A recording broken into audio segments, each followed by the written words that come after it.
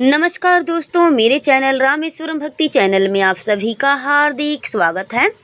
दोस्तों, आज हम इस वीडियो में जानेंगे कि चैत्र माह के शुक्ल पक्ष की कामदा एकादशी कब है, किस तारीख को है और किस दिन को है। इस एकादशी के व्रत का नियम क्या है और व्रत का पारण कब है, पूजा विधि क्या है, हमें पूजा कैसे करनी है, बाल कब धोना है और इसका विधि क्या है। ये हमें एकादशी व्रत के पारण में किस चीज़ का दान करना चाहिए, कौन कौन सी वस्तुओं का हम दान कर सकते हैं, महत्वपूर्ण बातें सारी हम इस वीडियो में जानेंगे। तो वीडियो में आप लोग लास्ट तक ज़रूर बने रहिए मेरे साथ में। चलिए शुरू करते हैं। दोस्तों, एकादशी का व्रत 19 अप्रैल दिन शुक्रवार के दिन है। एकादशी का व्रत 19 अप्रैल को रखा जाएगा, उस दिन शुक्रवार है। और दसवीं तिथि गुरुवार के दिन है 18 अप्रैल को।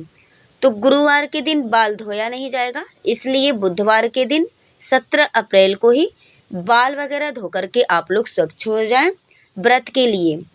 तो गुरुवार के दिन यानी बृहस्पतिवार के दिन बाल को नहीं धोना चाहिए, धन और जन की हानि होती है। गुरुवार के दिन बाल नहीं धोना चाहिए।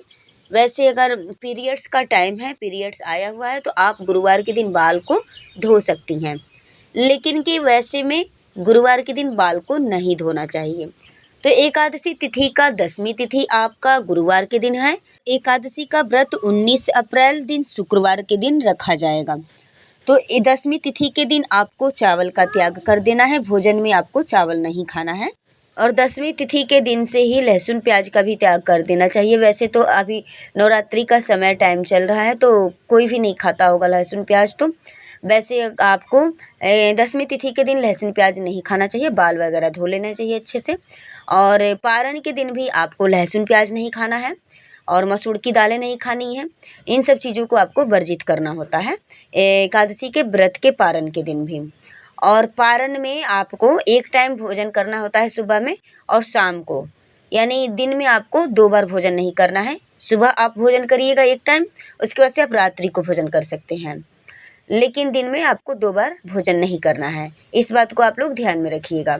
और अगर आपने लहसुन प्याज पहले से खाया है और बुधवार के दिन आपने बाल नहीं धोया है, गुरुवार को नहीं धो सकते हैं, तो आप गंगा जल का छिड़कावा स्नान करने के बाद से अपने ऊपर गंगा जल का छिड़कावा आप कर सकते हैं अपने सिर पर से, और उसके बाद से आप व्रत कर सकते हैं। 19 अप्रैल दिन शुक्रवार के दिन एकादशी का व्रत आप लोग रखिएगा और सुबह जल्दी उठ करके नित्य क्रियाओं से निवृत्त होने के बाद से स्नान कर लीजिएगा। उसके बाद से स्वच्छ वस्त्र धारण करिएगा। वस्त्र में आपको पीला रंग का वस्त्र पहनना है, और पीला रंग का अगर नहीं हो सके तो आपके पास ऑरेंज कलर यानी नारंगी कलर का वस्त्र हो, वो भी आप धारण कर सकते हैं। अगर वह भी नहीं है तो आपके पास अगर लाल वस्त्र है, लाल कपड़े हैं, तो आप उसको पहन सकते हैं। एकादशी के व्रत में पीला वस्त्र का विशेष महत्व होता है, पीला वस्त्र पहनना भी चाहिए। भगवान विष्णु को पीले वस्त्र अर्पित भी करने चाहिए। अगर एकादशी व्रत में आप पीला वस्त्र का दान करते हैं तो बेहद शुभ होता है। अगर पीला वस्त्र आप भगवान विष्णु को ओढ़ाते हैं, चढ़ाते हैं, तो भी बहुत अच्छा है। आप चाहे तो उसके बाद से एकादशी के व्रत के दिन आपको सूर्य भगवान को सर्वप्रथम 1 लोटा जल अर्पित करना है।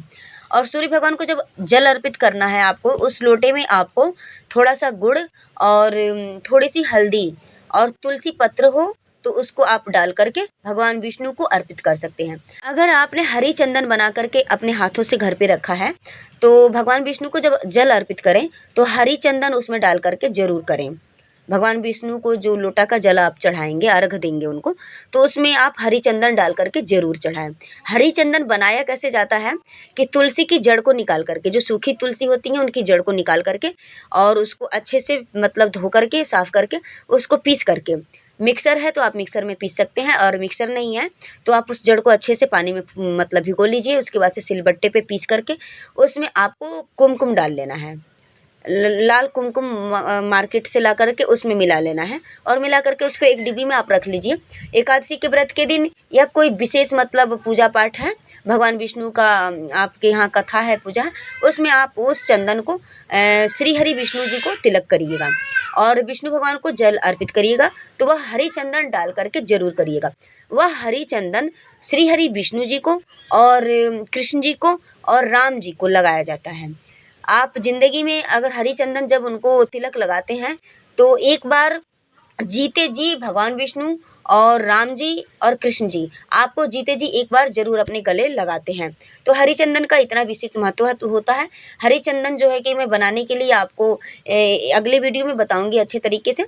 अभी मैंने जिससे बताया है आप वैसे बना सकते हैं। अगर आपने नहीं बनाया हो तो थोड़ी सी सूखी हुई तुलसी की लकड़ी निकाल करके नीचे से जड़ उसका आप कुमकुम डाल करके पीस करके और हरी चंदन तैयार करके आप वो एकादशी के दिन भगवान विष्णु को जरूर अर्पित करिएगा। और लोटे में भगवान विष्णु को डाल करके सूर्य भगवान को अर्घ भी दीजिएगा। तो उसके बाद से आपको दसवीं तिथि के दिन तुलसी के पत्र को तोड़ करके रख लेना है, क्योंकि भगवान विष्णु की पूजा में तुलसी पत्र जरूर शामिल करना चाहिए। तुलसी पत्र का विशेष महत्व होता है भगवान विष्णु जी को भोग में। अगर आपके पास तुलसी जी सूख गई हैं तो तुलसी जी की जो मंजरी आपने रखी होंगी उतार करके, तुलसी पे से मंजरी उतार करके रखा जाता है, उस मंजरी को आप भगवान विष्णु जी के भोग में ज़रूर लगाइएगा। मंजरी को रखिएगा, उनके भोग में शामिल कीजिएगा, तभी जो है कि एकादशी के व्रत का पूर्ण फल मिलेगा आपको।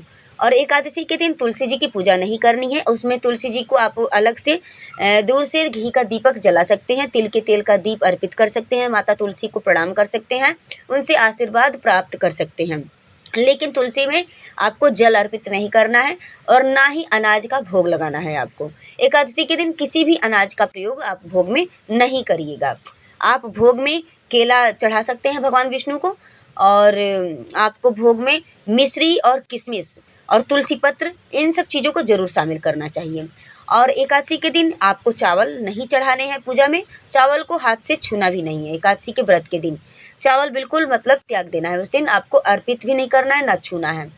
उसके बाद से आप पीले वस्त्र भगवान विष्णु को अर्पित कर सकते हैं। एकादशी के व्रत में आप फल का दान कर सकते हैं, वस्त्र का दान कर सकते हैं, रुपए पैसे का दान कर सकते हैं। इन सब चीज़ों का आप एकादशी व्रत के दिन दान कर सकते हैं, क्योंकि ये निर्जला एकादशी तो है नहीं, इसमें पानी भी पिया जाता है और इसमें फल फ्रूट भी खाया जाता है। चाय, पानी, फल फ्रूट, मीठा फलहार, ये सब चीज़ें बना करके आप स्वयं ग्रहण कर सकते हैं, फलाहार कर सकते हैं। इन सब चीज़ों का आप दान भी कर सकते हैं और पानी का भी आप दान कर सकते हैं। जल का दान भी ज़रूर करिएगा, क्योंकि गर्मी का दिन है, जल का दान करेंगे तो आपको विशेष लाभ, विशेष फल मिलेगा उसका। तो ये सब बातें क्लियर हो गई। एकादशी का पारण आपको शनिवार के दिन करना है, 20 तारीख को, 20 अप्रैल को, और उस दिन आप एकादशी का पारण करिएगा। सुबह जल्दी उठ करके नहा धो करके पूजा पाठ करने के बाद से अगर आपके घर में भोजन बनकर तैयार हो गया है तो आप टाइम के अनुसार, शुभ मुहूर्त के अनुसार, शुभ मुहूर्त में भोजन आप कर सकते हैं। और भोजन के पहले हिस्से आपको गाय को निकाल करके रख देने हैं और चिड़ियों के लिए कुछ निकाल करके भोजन आपको रख देने हैं, और उसके बाद से आपको भोजन का पारण करना है। अगर भोजन तैयार नहीं है तो टाइम, जो एकादशी के पारण का टाइम जो है, उस टाइम में तुलसी का पत्र और गंगा जल आपको अपने मुख में डाल लेना है। इससे क्या होगा कि शुभ समय में आपके पारण का जो है कि उसमें लाभ मिलेगा। और विशेष बात यह है दोस्तों कि एकादशी के व्रत के दिन इंसान को सोना नहीं चाहिए। जो इंसान व्रत रखा है उसको निद्रा नहीं लेनी है, बिस्तर पे लेटना, सोना नहीं है, नहीं तो आंखें लग जाएंगी, तो फिर आपका व्रत का सारा संपूर्ण फल आपने उसमें रामायण में देखी होंगी, सुनी होंगी। आपने रामायण में देखी होंगी, सुनी होंगी, त्रिजटा नाम की जो राक्षसी थी लंका में, वो संपूर्ण फल मतलब व्रत का ले लेती हैं। अगर इंसान सो जाता है व्रत के दिन तो उसको सोना नहीं है। इन सब बातों से आप बचिएगा। अगर आपको बिस्तर पे लेटना भी है, थोड़ा आराम करना है, आपका स्वास्थ्य अगर ठीक नहीं है मान लीजिए, तो आप अपने आंचल में 3 काला तिल बांध करके आप बिस्तर पे जा सकती हैं। और अगर न सोएं तो उस दिन बहुत अच्छा रहेगा। अगर नहीं हो पाता है तो आप 3 तिल अपनी आंचल में या फिर तकिए के नीचे रख के आप विश्राम कर सकते हैं। और ये भी ध्यान में रखिएगा कि एकादशी के व्रत के दिन भी आपको निद्रा नहीं लेनी, उस दिन भी सोना नहीं है। अगर आपको विशेष मतलब सोना है तो तुलसी पत्र रख सकते हैं अपने तकिए के नीचे। 3 काला तिल का दाना आप अपने आंचल में बांध करके विश्राम कर सकते हैं। एकादशी के व्रत के दिन सरसों के तेल से बनी हुई कोई भी पदार्थ, कोई भी चीज़ें आप नहीं खाएं, कोई भी भोजन न खाएं। हो सके तो आप अगर घी का व्यवस्था है तो आप घी में बना हुआ भोजन कर सकती हैं, या फिर नहीं हो सकता है तो आप दाल और रोटी सादा इन चीज़ों का भोजन कर सकते हैं। और सब्जी अगर आप नहीं बना सकते हैं, बिना तेल के नहीं खा सकते हैं, तो आप चोखा बना लीजिएगा, भरता जिसको बोला जाता है आलू का चोखा, वो बना करके और दाल और रोटी सादा इन सब चीज़ों का आप भोजन कर सकती हैं।